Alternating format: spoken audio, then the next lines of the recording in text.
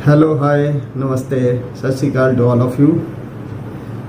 Basically ये वाला episode कोई व्लॉग नहीं है घूमने जाने का या इस तरह से कुछ, तो बैठ के ही एक एपिसोड मैंने डिसाइड करा था बनाने का, क्योंकि बहुत सारे जो मेरे सब्सक्राइबर और फ्रेंड्स हैं वो समझ नहीं पा रहे थे पंजाबी को कम्प्लीटली। तो मैंने सोचा कि एक एपिसोड हिंदी में बना दिया जाए जिसमें पूरी डिटेल बता दूं अपनी हेयर ट्रांसप्लांट जर्नी की। तो उसी के मद्देनज़र ये वाला एपिसोड मैं शूट करने जा रहा हूँ। तो इसमें मैं मेन पॉइंट्स अपने डिस्कस करूँगा और बताऊँगा क्या हुआ, कैसे हेयर ट्रांसप्लांट वाला जो भी प्रोसेस था, कितना लेंथी था, क्या क्या हुआ, कैसे हुआ। तो फर्स्टली हम स्टार्ट करते हैं जैसे ट्रांसप्लांट डेट से। तो मैंने अपना ट्रांसप्लांट जो कराया था वो था 21 अगस्त 2021। तो उस दिन हमने पहले ही ऑलमोस्ट 10 to 15 डेज पहले ही अपॉइंटमेंट ले ली थी कि ये दिन फलाने दिन हम आएंगे और अपना ट्रांसप्लांट कराएंगे। तो सारी वो स्केड्यूल हो गया था, तो हमने सारी प्लानिंग कर ली थी पहले से ही। तो उससे पहले फिर ट्रांसप्लांट डेट से एक दिन पहले हमें कॉल आता है ट्रांसप्लांट सेंटर से, बताया जाता है जो भी इंस्ट्रक्शन होती है, जी आपने ये खा के आना है, ये करना है, ये प्रिकॉशंस लेनी है, इस तरह कपड़े पहन के आना है कि टी शर्ट नहीं पहन के आनी, इस तरह से शर्ट पहन के आना जो इजीली रिमूव हो जाए, क्योंकि हम टी शर्ट को उतारेंगे तो फिर ग्राफ्ट पुल होने का रहता है, खतरा रहता है। तो प्रिकॉशंस के लिए मैं फिर टी शर्ट वगैरह पहन के गया था।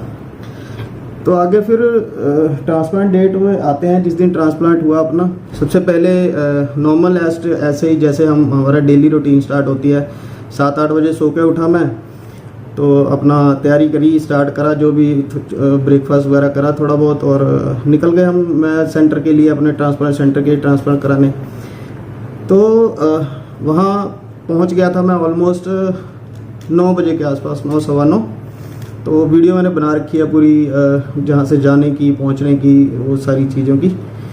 तो 9 बजे पहुँचा मैं। सबसे पहले जाके उनका नॉर्मल था वो फिल करना, डॉक्यूमेंट वगैरह जो भी थे उनके, कंसेंट फॉर्म वगैरह वो सब साइन करवाते हैं। वो करने के बाद फिर वो कुछ ब्लड टेस्ट वगैरह लेना होता है, ब्लड टेस्ट चेक करने होते हैं। ब्लड टेस्ट चेक करा गया फिर, और उसमें उसकी रिपोर्ट आई मुश्किल से आधे घंटे 40 मिनट में।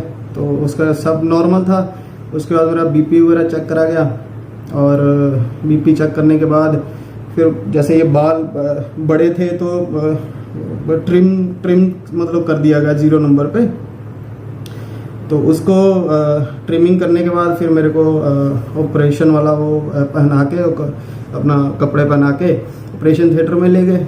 उसके बाद वो वहाँ पहुँचने के बाद फिर हमारा एनेस्थीसिया का प्रोसेस स्टार्ट हुआ। एनेस्थीसिया सबसे पहले फिर इधर पीछे डोनर साइड से ही स्टार्ट करते हैं, क्योंकि यहाँ से पहले ग्राफ्ट पुल करने होते हैं। तो मेरे यहाँ बैक साइड से पुल करे गए थे। तो डोनर एरिया के पहले एनेस्थीसिया दे के उसके बाद उन्होंने अपने ग्राफ्ट वगैरह वो लगाने पुल करने स्टार्ट कर दिए। तो वो थोड़ा लेंथी था, पर इतना लेंथी नहीं था प्रोसेस उसमें। मतलब मेरे को याद ही था, एनेस्थीसिया तो लगा हुआ था, पर इतना नहीं था कि मैं सो गया था या ऐसा कुछ था। तो उसमें मेरे को आई थिंक बहुत ज़्यादा बोलूँ तो 1-1.25 घंटा लगा हुआ। ग्राफ्ट पुल कर लिए उन्होंने सारे। उसके बाद वो पीछे बैंडेज वगैरह लगा देते हैं पूरा कवर करके, दवाई वगैरह लगा के। तो कहते हैं अगर आपको कुछ थोड़ा रेस्ट करनी है या वॉशरूम जाना है आप जा सकते हो, क्योंकि जो उसके बाद का प्रोसेस होता है वो थोड़ा लंबा होता है। तो उसके बाद फिर अपना रेस्ट करके थोड़ा 5-10 मिनट की ब्रेक लेके 10-15 मिनट बैठ के ऐसे ही, तो फिर अपना स्टार्ट होता है इधर ट्रांसप्लांट करने का प्रोसेस। जब पुल कर रहे थे ग्राफ्ट, उससे पहले काफ़ी फीलिंग मिक्स सी थी। मतलब ऐसे मुझे लग रहा था पता नहीं क्या होगा, कैसे होगा, क्योंकि सब मतलब आपने कभी इस तरह का ना, मैं मतलब किसी नॉर्मली प्रोसेस नहीं करा होता, ये सब किसी ने मतलब फील नहीं करा होता। तो मेरे साथ तो कुछ ऐसा भी नहीं हुआ था कि कभी हॉस्पिटल एडमिट हुआ हूँ या कुछ, मतलब सब ठीक ही पूरी लाइफ निकली है अभी तक जितनी भी निकली है। ग्राफ्ट पुल करने के बाद फिर टेबल पे लेटा दिया गया, और फिर वो पंच करने स्टार्ट करते हैं इधर अपने। तो पूरा इधर पंचिंग करी गई, इतने के एरिया में मेरे करा था। तो सारे पंच करके पहले वो होल्स बना लेते हैं उससे। पंच जो होता है उनके पास कुछ डिवाइस सा होता है जो भी जिसे करते हैं। तो होल बना के उन्होंने फिर उसमें काफ़ी टाइम लगा वो करने में, क्योंकि धीरे धीरे वो स्पेस देख के वो करना होता है। तो वो सब करा गया। तो पंच इन करने के बाद फिर उन्होंने उसमें भी थोड़ा टाइम लगा, 1-1.25 घंटा, कि आपने ब्रेक लेनी है तो ब्रेक ले लो। वो सब मतलब वो एनेस्थीसिया लगा हुआ था, पर वो एनेस्थीसिया लगने के बाद भी मेरे को ऐसे पूरा मतलब फील होता था जैसे ऐसे पंच हो रहा है फिर निकल रहा है, पंच हो रहा है निकल रहा है ना। तो मतलब काफ़ी वियर्ड सी फीलिंग थी। पेन तो नहीं था, मतलब थोड़ा वियर्ड सा वो फील हो रहा था। तो वो सब कटिंग वटिंग का जो होता है, मास्क ऐसे निकलना फिर करना, वो ना पंच होना, वो सब फील हो रहा था मेरे को। तो ये सब करने के बाद ब्रेक पे हमने गए। फिर मेरे को थोड़ा भूख भी लगी थी, फिर हमने मतलब अपना लंच वंच किया और फिर उसके बाद थोड़ा ब्रेक लिया, थोड़ा घूमे। तो नॉर्मली था प्रोसेस, ऐसा कुछ नहीं था कि मैं कुछ फील कर रहा हूँ, पेन हो रही है या वैसा कुछ है। तो सब सही चल रहा था। तो फिर 15-20 मिनट ब्रेक लेने के बाद मैंने दोबारा से हम लोग एंटर हो गए उसमें ऑपरेशन थिएटर में। तो उसके बाद फिर वो स्टार्ट हुआ प्रोसेस जो उनका होता है। और ये वाला प्रोसेस बहुत मतलब ऑल आई कैन से बहुत लेंथी होता है, जो मतलब ग्राफ्ट लगाने वाला जो होता है, क्योंकि आपको एक एक होल में उन्होंने लगाना है, वो ट्रांसप्लांट करना है, फिर उनको अच्छे से होल्ड हो जाए वो मतलब उस तरीके से करना होता है। बड़ा मतलब प्रिकॉशन से करना पड़ता है वो।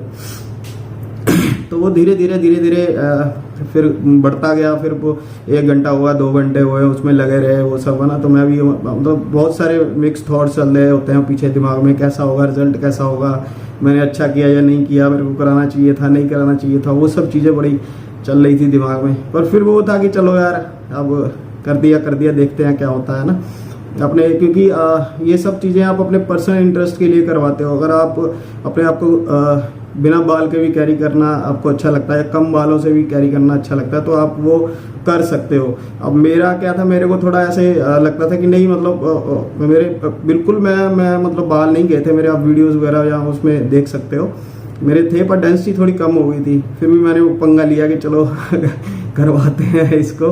तो वो करा। तो वो सब चल रहा था उस टाइम मेरे दिमाग में, और मैं कभी मेरी थोड़ी आंख बंद हो रही थी कभी कुछ, तो वो अपना लगे हुए थे करने। तो पेन होता है, ऐसा नहीं है कि नहीं होता बिल्कुल, पर हाँ इतना कि बेरेबल होता है, एनेस्थीसिया लगा होता है। कहीं कहीं थोड़ा कम एनेस्थीसिया का असर होता है तो वहाँ हो जाता है। बाकी वो पूछते रहते हैं आपसे बीच बीच में कि हाँ जी पेन दोबारा तो नहीं स्टार्ट होता है। अभी किसी किसी के केस में होता है कि जैसे बीच में एनेस्थीसिया का इफेक्ट कम हो गया तो उसको पेन स्टार्ट हो गया किसी पेशेंट को। मेरे केस में ऐसा नहीं हुआ। वो 1 टाइम ही जो स्टार्टिंग में लगा था मेरा, उसी से ही चल गया था, फिर मतलब बाद में जरूरत नहीं पड़ी। तो ये ऑलमोस्ट ये प्रोसेस जो था इसने 3-4 घंटे लिए। तो जैसे मैं मतलब 9, 10, 11, 9 बजे पहुंचे होंगे, ब्लड टेस्ट वगैरह वो सब करके 11 बजे स्टार्ट हुआ होगा। तो 5, 5:30 बजे मैं फ्री हुआ था सारा कुछ ये निपटा के। तो ये निपटने के बाद मतलब काफ़ी वो हो गई थी फीलिंग है ना। एक तो एनेस्थीसिया का इफेक्ट था बड़ा, मतलब भारी भारी सा आंखें हो जाती हैं वो सब। तो दिमाग भी थोड़ा मतलब हैवी सा फील हो रहा था, आईज में भी थोड़ी हैवीनेस सी थी। तो वो फीलिंग काफ़ी अजीब सी थी, मतलब ऐसे एक्सप्लेन भी क्या करे उसको तो मतलब ठीक भी था नहीं भी ठीक था, ऐसे इस तरह से आप कह सकते हो। तो वो सब करने के बाद फिर वहाँ से हम मतलब ओके हो गया सब। उन्होंने बैंडेज अच्छे से लगा दी और मेरे को कुछ इंस्ट्रक्शंस दे दी, यहाँ कुछ टेप लगाई थी आगे, क्योंकि ये हम जैसे मांस इसका फोरहेड का ये हिलाते हैं तो ये ऊपर फोर्स ना पड़े ना, तो ये ग्राफ्ट को कोई दिक्कत ना हो। तो टेप लगा दी, इधर पीछे बैंडेज लगा दी कि मतलब आराम से चलता, मतलब 2-3 दिन का जो होता है उनका वो रिकवरी हो जाए। कहते हैं कि 48 आवर्स मैक्सिमम वो होते हैं, ग्राफ्ट मतलब सेट हो जाते हैं फिर अपनी जगह पे, फिर वो हिलते नहीं हैं। बाकी 9-10 दिन की प्रिकॉशंस लेनी ही पड़ती है। तो ये सब हो गया, मतलब क्लियर हो गया, ग्राफ्ट भी लग गए। फिर उसके बाद अपना क्लिनिक से बाहर निकले तो फिर अपना गाड़ी में आके मैं बैठा जैसे ही, तो मैंने आपने शायद वो वीडियो देखी भी होगी। तो मैं वो वीडियो बाद में मतलब वो शूट भी नहीं कर पा रहा था, मतलब मेरे को इस तरह सी फीलिंग हो रही थी। मेरे को बस ये था कि घर पहुंचूं और जाके लेट जाऊं, मतलब उस तरह से कुछ एंग्जाइटी सा हो रखा था। वो जैसे ही मतलब वो एंग्जाइटी सुबह से ही चल रही थी, वो टेबल से स्टार्ट हुई, ऑपरेशन थिएटर के टेबल से लेके वो मतलब लास्ट तक ना वही चल रही थी। फिर मैंने वो थोड़ा सा वॉइस ओवर करके वो जो रास्ते की बनाई थी वीडियो, उसी में ही उसको कंटिन्यू करा था। बाकी तो ऐसा कुछ नहीं था, थोड़ा थोड़ा माइनर सा पेन था, कोई ऐसा पेन नहीं था कि मतलब हाय तौबा ही हो जाए। तो वो पेन तो बेरेबल था। अब आती सोने की बड़ी मतलब 4-5-6 ऑलमोस्ट 7-8 दिन काफ़ी परेशानी रही, क्योंकि आपको सीधा ही ऐसे ही लेटना है, मतलब इस तरह से नहीं लेट सकते लेफ़्ट राइट करके, सीधा ही लेटना है, क्योंकि अगर ये टच होगा तो आपके ग्राफ्ट को नुकसान हो सकता है।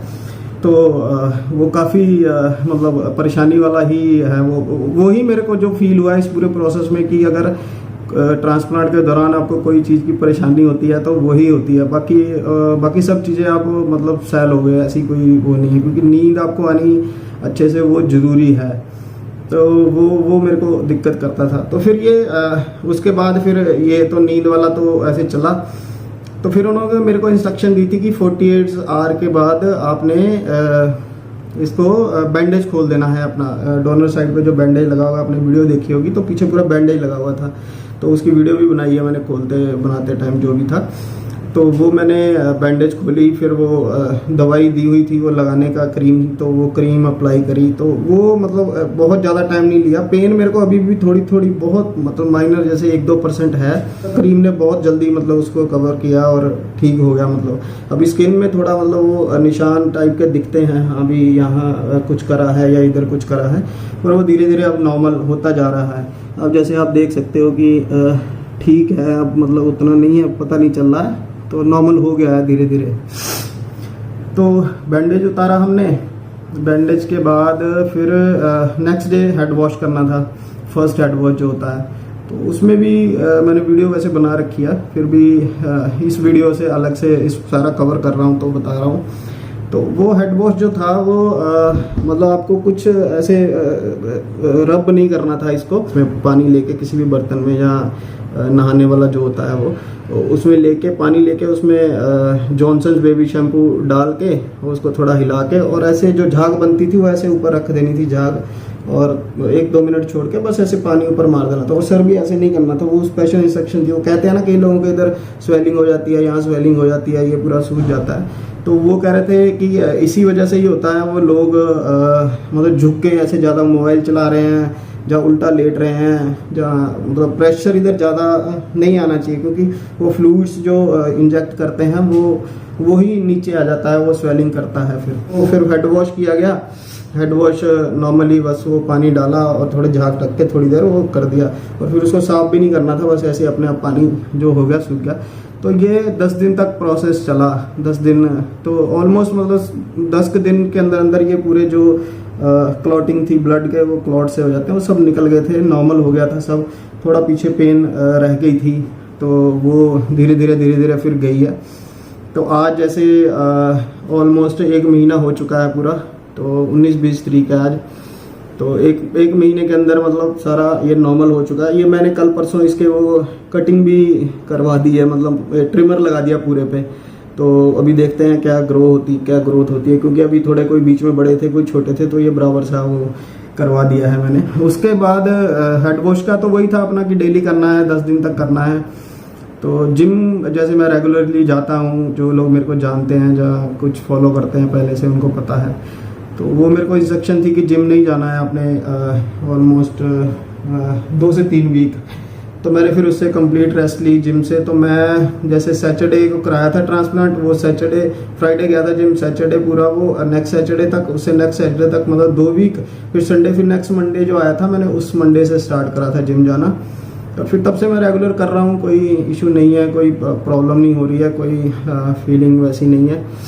तो डाइट का भी ऐसे ही था कि वो कह रहे थे कुछ 2-4-5 दिन डाइट नॉर्मल ही खाओ, मतलब उसमें चिकन वगैरह जहाँ उस तरह का हार्ड चीज़ नहीं खानी है, क्योंकि प्रेशर से जब हम चबाते हैं फील होता है ना हेड पे प्रेशर, वो भी नहीं पड़ना चाहिए। बाकी पसीना नहीं आना चाहिए, ज़्यादा बाहर नहीं, डर्ट वो वगैरह मिट्टी धूल मिट्टी से बचा रखना है, वो सब चीज़ें थी। तो ये सारी प्रिकॉशंस मैंने करी। जो दवाई उन्होंने दी थी 5-7 दिन मेरे को खाने के लिए, वो खाई। तो अभी फ़िलहाल जैसे मैं कल या परसों आई थिंक, हाँ, PRP करवा के आया हूँ फर्स्ट। तो वैसे इसकी डेट तो मुझे पिछले वीक ही जाना था, पर मैंने वो वैक्सीनेशन करवा लिया था कोरोना का, तो उस वजह से फिर मैं नहीं गया था कि पता नहीं होता, कोई कॉम्प्लिकेशन हो जाए क्या हो जाए। तो मैंने 1 वीक डिले कर दिया था। तो अभी PRP करवा के आया हूँ फर्स्ट। तो PRP का भी देखते हैं अब क्या रिज़ल्ट आता है, वो ज़रूरी ही होता है उसके बाद करवाना। उसकी भी वीडियो मैंने बनाई है पूरी। काफ़ी पेनफुल लगा मेरे को, मतलब मैं उससे बात भी कर रहा था, वो जो कर रहा था लड़का PRP, कि ट्रांसप्लांट में उतना दर्द नहीं हुआ जितना इसमें हो गया। तो वह ठीक है, वो थोड़ा बहुत अब इंजेक्शन लगेगा, सुई लगेगी, विदाउट एनेस्थीसिया है तो पेन तो होगा ही, है ना। तो वो नॉर्मल प्रोसीजर है, कुछ उसका खास नहीं है, कोई बहुत लेंथी नहीं है, 5-7 मिनट का गेम है, वो ख़त्म हो जाता है। वो सेंट्रीफ्यूज करते हैं, आप ही का ब्लड ऐसे इधर से निकाल के और फिर उसको एक मशीन सी में डाल के सेंट्रीफ्यूज करके उसको प्लाज्मा अलग करके वो इंजेक्ट कर देते हैं बस अपना।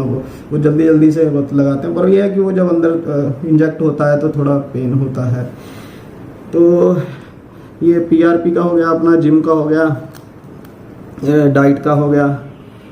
बाकी उस मतलब दौरान स्लीपिंग पोस्चर का जो था उससे मतलब थोड़ा गले में कभी कभी पेन होता था कि आपको सीधा ही लेटना है, तो वो थोड़ी परेशानी का सबब बना रहा कुछ दिन।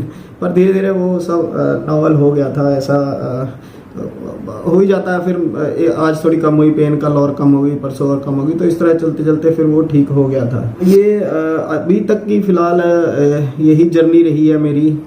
तो स्मूथ ही गया है प्रोसेस, थोड़ा बीच में थोड़ा बहुत कॉम्प्लिकेशन जो होती हैं वो रेगुलरली आपके कांटेक्ट में है क्लिनिक वाले।